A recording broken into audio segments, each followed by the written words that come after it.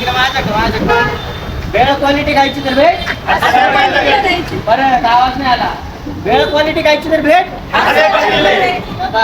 नमस्कार मंडळी, आजचा दिवस काहीतरी खास होता, कारण आज होणार होती डिलिव्हरी आपल्या गाडीची हो.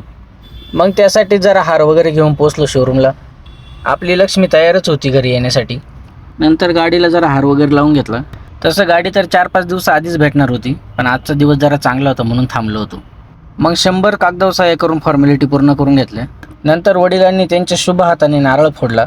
भरपूर दिवसांनी पूर्ण कुटुंबाला एकाच फ्रेममध्ये यायला वेळ भेटला. त्यानंतर माझा मोठा दादा गाडी घेऊन घरी गेला, घरी पूजा करण्यासाठी. आणि ज्यामुळं गाडी घेता आली मी त्या ठिकाणी गेलो, म्हणजे माझ्या दुकानात.